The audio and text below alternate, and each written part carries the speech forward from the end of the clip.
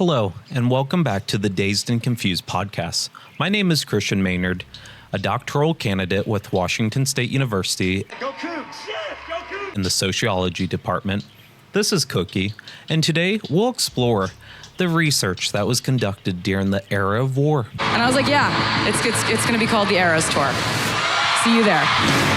Cannabis use and public attitudes evolved in parallel during the era of war, a period defined by its aggressive legislation and intense enforcement, especially aimed at adolescents. Yet, research from this time tells a complicated story, revealing mixed results. To understand those patterns, we'll look at national surveys that tracked adolescent attitudes and behaviors towards cannabis, public opinion on legalization, and arrests. In 1981, researchers from Monitoring the Future, MTF, released a report that directly addressed the big policy question: did decriminalization increase youth cannabis use? They found no evidence to support that claim. In fact, in early change states like California, Maine, Ohio, and Minnesota, the prevalence of use dropped by nearly 3% over 5 years, with no meaningful change in how often adolescents use it. The report was blunt.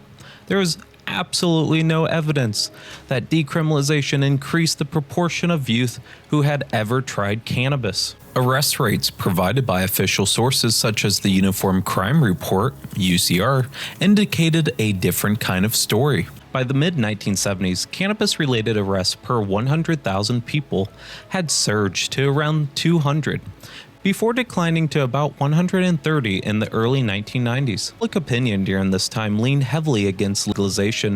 In 1969, Gallup found only 12% of Americans supported making cannabis legal. By 1985, support had grown, but only to about 23%. Three major surveys shaped what we know about adolescents during this time: the National Survey on Drug Use and Health, NSDUH, Monitoring the Future, MTF, and the CDC's Youth Risk Behavior Survey, YRBS. Each used different sampling and collection methods, giving us multiple perspectives on youth trends. The NSDUH began in 1971 as the National Household Survey on Drug Abuse. It used in-home, face-to-face interviews, excluding active duty military, incarcerated people, and those without shelter. In 1974, 19% of 12 to 17-year-olds had reported using cannabis in the previous year. By 1992, that figure had dropped to 8%. MTF, which launched in 1975, surveyed high school seniors and later 8th and 10th graders inside of classrooms. From 1975 to 1980, roughly half of 12th graders had reported that they used cannabis in the previous year. By 1992, only 22% reported this. Notice the difference in use prevalence depending on the location at which you survey adolescents. MTF also tracked attitudes and access. The percentage of 12th graders who saw great risk in regular cannabis use climbed from 40% during the Ford administration to 75% in 1992. And when it came to access, that barely changed. From 1976 to 1995, around 89% of seniors said cannabis was fairly or very easy to get, regardless of federal crackdowns. This is a pattern that will be repeated in following eras. The YRBS, first run in 1991, focused on past month and lifetime use.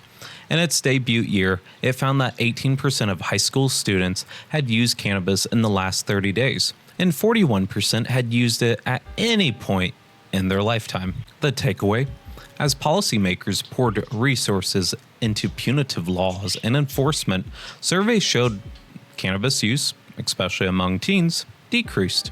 Adolescents increasingly viewed cannabis use as a great risk, with few changes in reported availability. That wraps up our major exploration of the major research studies conducted during the era of war. Next time, we'll enter the era of medicalization, starting with the Clinton administration, when medical cannabis emerged as a flashpoint in national debates, signaling the first major cracks in the prohibitionist consensus. Why, hello there. I didn't see you.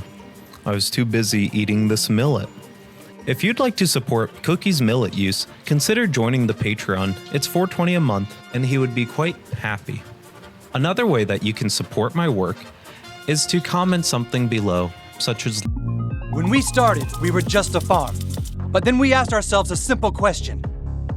What if marijuana could be more than marijuana? By harnessing AI, we've transformed from a quaint farm into a platform for innovation. Introducing Tecrity. Consider liking the video and subscribe to get more videos as soon as they come out. Thank you so much for watching. Have a wonderful day. 420, like the signs that keep getting stolen in Idaho.